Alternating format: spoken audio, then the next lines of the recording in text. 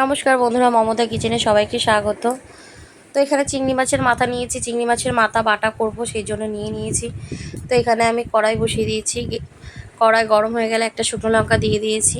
এবার দিয়ে দেবো এখানে সরষের তেল। তো এবার ভালো করে নাড়াচাড়া দেবো।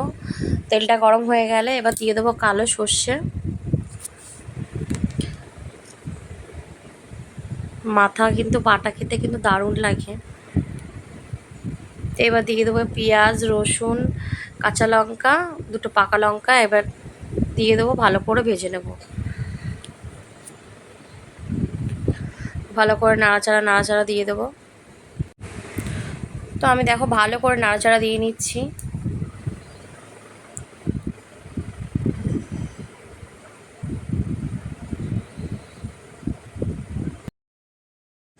তো দেখতেই পাচ্ছ কতটা ভাজা হয়ে এসছে অনেকটা।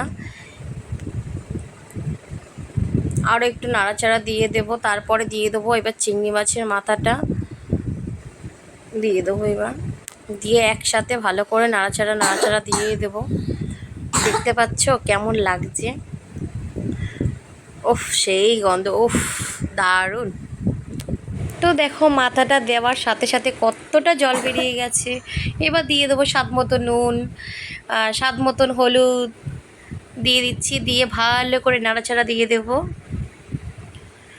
তারপরে দেখো কত জল বেরিয়েছে।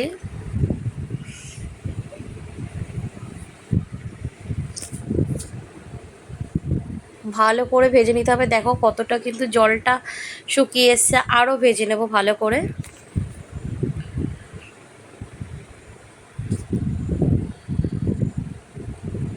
ভালো করে ভেজে নিতে হবে, না হলে কিন্তু উর্গো একটা গন্ধ বেরাবে। তো দেখো এবার কিন্তু ভাজাটা একদম হয়ে গেছে আমার। এবার আমি নামিয়ে নেব। এবার আমি শিলপাটায় ভালো করে ঘষে বেটে নেব। তো দেখো কতটা আমি বেটে নিয়েছি, তোমাদেরকে আবার একটু দেখিয়ে দিচ্ছি। আরও কিন্তু বেটে নিতে হবে, সবে একবার বাটা দিয়েছি, আরও একবার বেটে নিতে হবে ভালো করে। জোর করে পিষে ভালো করে বেটে নিতে হবে। তো বাটাটা আমার কমপ্লিট হয়ে গেছে।